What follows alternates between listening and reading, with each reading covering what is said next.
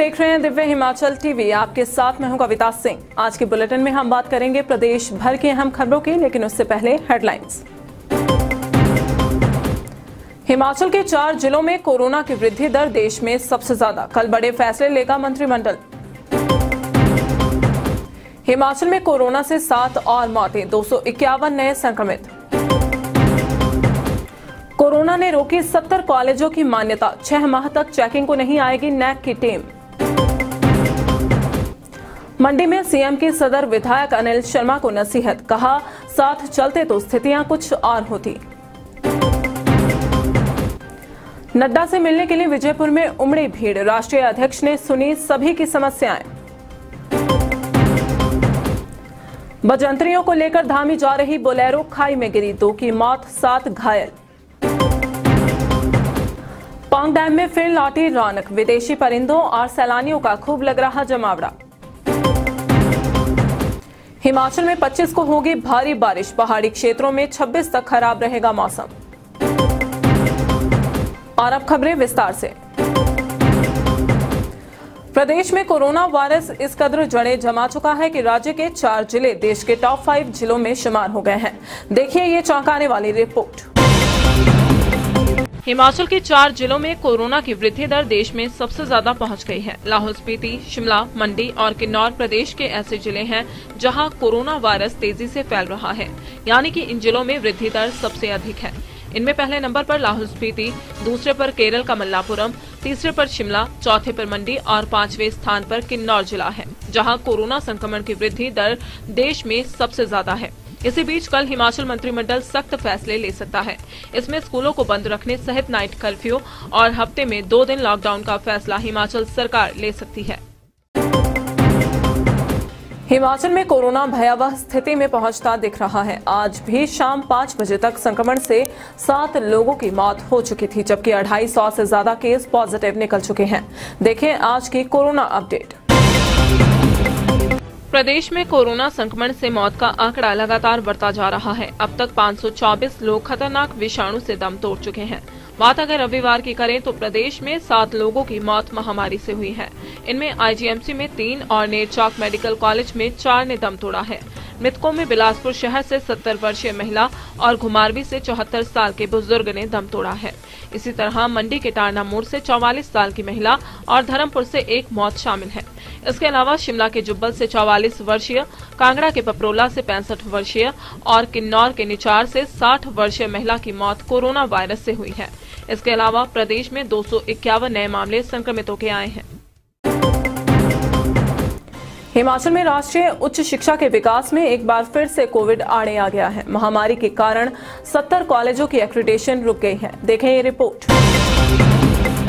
Corona के कारण हिमाचल में नैक एक्रीडिटेशन की प्रक्रिया लटक गई है। नैक को अप्लाई करने के बाद भी इस बार टीम ने 6 माह तक हिमाचल न आने की बात कही है। इस साल 15 से अधिक कॉलेजों ने नैक एक्रीडिटेशन के लिए आवेदन किया है। अब चिंता का विषय ये है कि बिना ग्रेड कॉलेजों को बजट मिलेगा या फिर नहीं। बताया जा रहा है कि सरकार अब यूजीसी को प्रपोजल भेजने जा रही है, जिसमें मांग की जाएगी कि जिन कॉलेजों के पास ग्रेड नहीं है उन्हें भी ग्रेड दे दिया जाए। फिलहाल अब अगर बिना ग्रेड के फिर से कॉलेजों का रूसा बजट रुक गया तो कई दिक्कतें सरकार व शिक्षा विभाग को हो सकती हैं। मंडी के 1 दिवसीय दौरे के दौरान मुख्यमंत्री ने एक बार फिर स्थानीय विधायक एवं पूर्व मंत्री अनिल शर्मा को नसीहत दे डाली और कुछ ऐसा कह दिया। मुख्यमंत्री जयराम ठाकुर ने रविवार को बिपाशा सदन में करोड़ों रुपए के उद्घाटन एवं शिलान्यास किए। इस दौरान सदर विधायक अनिल शर्मा भी पहुंचे हुए थे, लेकिन वह अकेले ही दिखे। विधायक होने पर भी उन्हें कोई मान सम्मान नहीं मिल पाया। पहले वह पीछे बैठने लगे, लेकिन फिर उन्हें कुर्सी देकर आगे बिठाया गया। इस दौरान मुख्यमंत्री ने सदर विधायक अनिल शर्मा को नसीहत देते हुए कहा कि यदि वह एक सहयोगी की तरह कार्य करते तो सदन में परिस्थितियां कुछ और ही होती। तालमेल से जो चीजें की जाती हैं उनकी बात ही कुछ और होती है, लेकिन मंडी सदर में ऐसा नहीं हो पाया। साथ चलने वाली को, सहयोग करने वाली को, ये बहुत आवश्यक है। उस दृष्टि से मेरा आप सबसे विनम्र निवेदन है, मैं किसी चीज में नहीं जाना चाहता, छोड़ देना चाहता हूं। यहाँ पर चुने हुए प्रतिनिधि भी हमारे बीच में बैठे हुए हैं, यहाँ के विधायक के रूप में।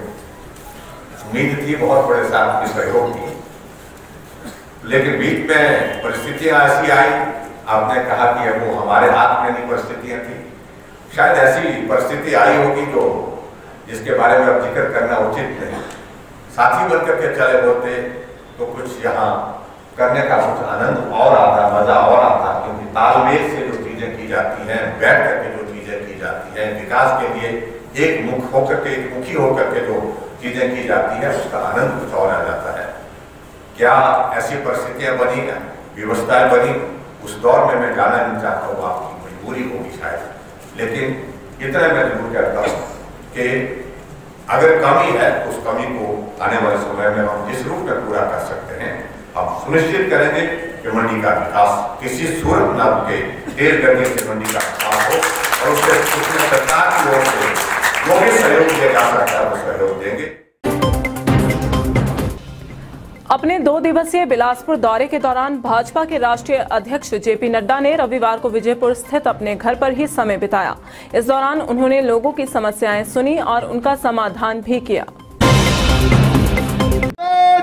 जय श्री राम, जय श्री राम, जय श्री राम, जेपी नड्डा ने रविवार को अपने घर पर लोगों से मुलाकात की। इस दौरान जिला के साथ साथ प्रदेश से भी लोग उनसे मिलने पहुंचे। उन्होंने सभी लोगों के साथ मुलाकात की और उनकी समस्याओं को भी सुना। साथ ही कई लोगों ने उनके साथ फोटो भी खिंचवाए। इस दौरान घर के प्रवेश द्वार पर कोरोना वायरस खतरे के मद्देनजर विशेष इंतजाम किए गए थे, जिनमें सैनिटाइजर से लेकर थर्मल स्कैनिंग तक की व्यवस्था की गई थी। सुबह से ही लोग नड्डा के घर पर पहुंचना शुरू हो गए थे और यह सिलसिला दोपहर बाद तक जारी रहा। कैसे समय बीतता है,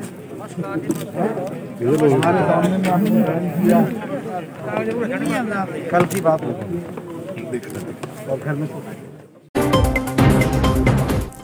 शिमला में एक दर्दनाक सड़क हादसे में 2 लोगों की मौत हो गई, जबकि 7 लोग घायल हो गए।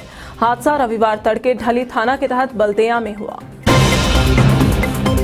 बजंतरियों को लेकर ठियोग से धामी जा रही एक बोलेरो रविवार सुबह 4:30 बजे स्वांक्यार में गहरी खाई में गिर गई। हादसा इतना भयानक था कि 2 लोगों ने मौके पर ही दम तोड़ दिया, जबकि 7 जख्मी हो गए।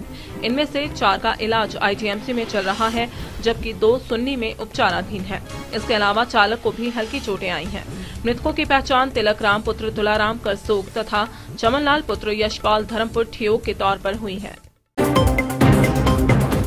रामसर साइड पांग झील इन दिनों विदेशी मेहमानों और पर्यटकों से गुलजार है। लंबे अंतराल के बाद यहां रौनक देखी जा रही है। आइए जानते हैं कैसी है झील किनारे हलचल। पांग झील पर्यटकों के घूमने के लिए खुल गई है। अब यहां लगातार पर्यटकों का आना शुरू हो गया है। पिछले 5 दिन में करीब 150 से अधिक पर्यटक पांग झील के साथ यहां आने वाले प्रवासी पक्षियों को देखने आ चुके हैं। करीब रोजाना 30 से 35 पर्यटक यहां आ रहे हैं। वन्य प्राणी विभाग द्वारा मेन गेट पर हर पर्यटक की रजिस्ट्रेशन की जाती है तथा बिना मास्क किसी भी पर्यटक को आगे नहीं आने दिया जाता है। इसके साथ ही सैलानियों को हिदायत दी गई है कि वे पक्षियों से दूरी बनाकर रखें। सुबह और शाम कंपकंपाती ठंड के बाद अब दोपहर को भी मौसम ठंडा हो गया है। इस बीच विभाग ने 25 नवंबर को भारी बारिश का अलर्ट जारी किया है। पेश है आज की वेदर रिपोर्ट। हिमाचल में एक बार फिर से मौसम ने करवट ली है और अब 26 नवंबर तक मौसम खराब रहने वाला है। विभाग ने भविष्यवाणी की है कि 25 नवंबर को मैदानी इलाकों सहित ऊंचाई वाले क्षेत्रों में भारी बारिश होगी। ऊपरी क्षेत्रों में 26 नवंबर तक मौसम खराब रहने वाला है। इस दौरान जहां बारिश होगी वहीं हिमपात भी देखने को मिलेगा। बात अगर रविवार की करें तो प्रदेश के मैदानी क्षेत्रों में दोपहर तक तो मौसम साफ रहा, लेकिन इसके बाद आसमान में बादल छा गए और एकाएक ठंड बढ़ गई। शिमला में तो 4 बजे के करीब अंधेरा सा छा गया और ठंडी हवाओं ने कंपकंपी छुड़ा दी। यही हाल प्रदेश के दूसरे क्षेत्रों का भी रहा, जहां बादल छा जाने से एकदम से ठंड बढ़ गई। और अब चलते चलते बंजार पुलिस ने दुकानदार से पकड़ी 2 किलो चरस। NDPS एक्ट के तहत केस दर्ज। कुल्लू में महिला से ऑनलाइन 75,000 रुपए ठगने वाला शातिर गिरफ्तार। झारखंड के जामताड़ा से हुई धरपकड़। 15,177 बेसहारा गोवंश को मिला आश्रय। पुनर्वास के लिए सरकार ने बनाई प्रभावी रणनीति। और फिर से लॉकडाउन या कर्फ्यू के हक में नहीं हिमाचल व्यापार मंडल, कारोबारियों के हक में फैसला लेने की मांग। चलिए आज के बुलेटिन में बस इतना ही। प्रदेश भर की अहम खबरों के लिए देखते रहिए दिव्य हिमाचल TV।